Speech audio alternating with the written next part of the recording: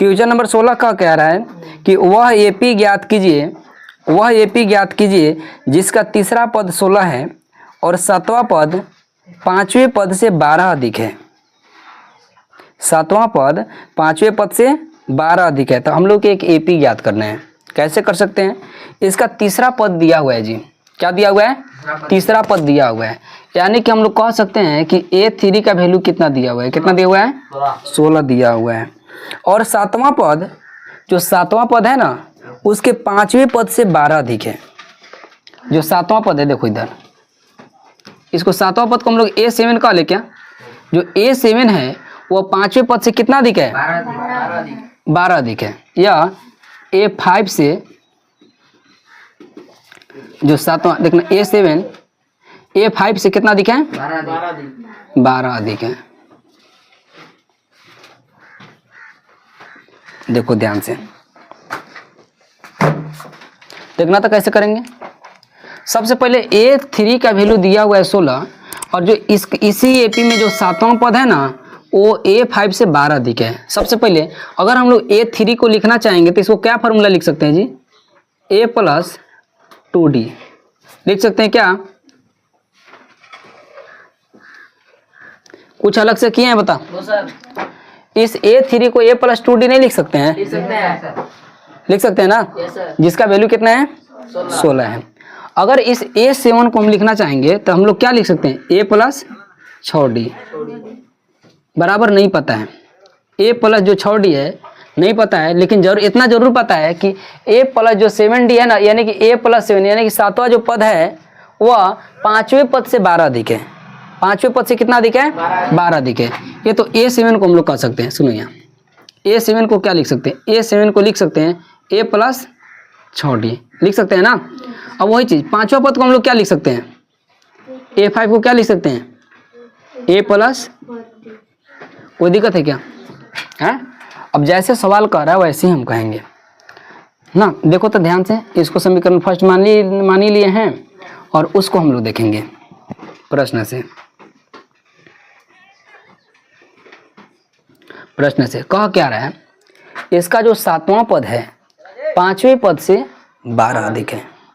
सातवां पद पांचवें पद से 12 अधिक है।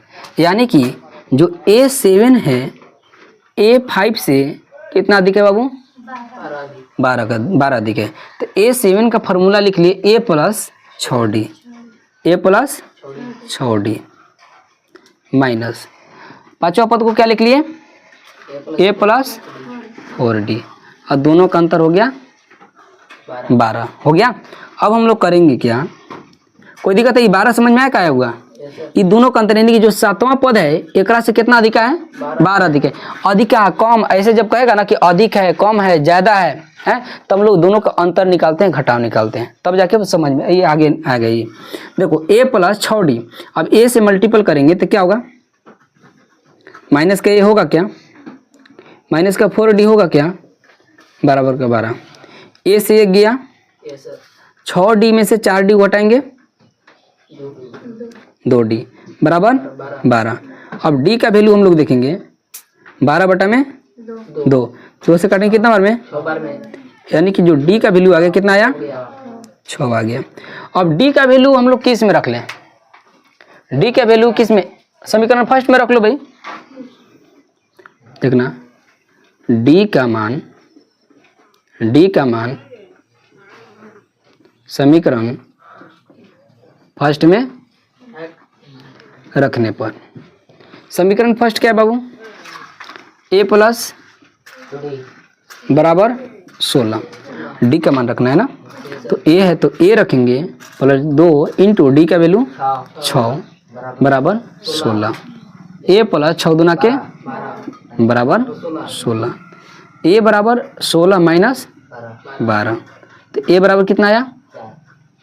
यानी कि A का जो वैल्यू आ गया वो 4 आ गया। और सभी को पता होगा जब AP हम बनाएंगे, AP बनाएंगे यहाँ से A1, यहाँ A2, A3, A4 4 तक लिख लेते हैं। बाकी A1 का वैल्यू कितना आया? 4।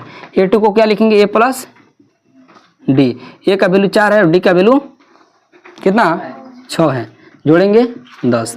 ऐसे a प्लस 3 a3 को क्या लिखेंगे a प्लस 2d। a का वैल्यू 4 हो गया और d का वैल्यू 2 गुना 6, 6 दूना 12 4 16। a4 को क्या लिखेंगे a प्लस 3d लिखेंगे a प्लस 3d बराबर a का वैल्यू तो 4 है प्लस कितना 3d ना 3 इंटू 6, 6 3 18 और 4 22। जो AP बनेगा बाबू AP कितना बनेगा यहाँ पर लिख लेते हैं। जो AP बनेगा, रुक जाओ AP लिख लेते हैं। जो AP बनेगा क्या बनेगा 4 10 16 और 22 इस तरह से AP बनेगा। बन गया क्या? और हम लोग के यही AP निकलना था। ठीक है।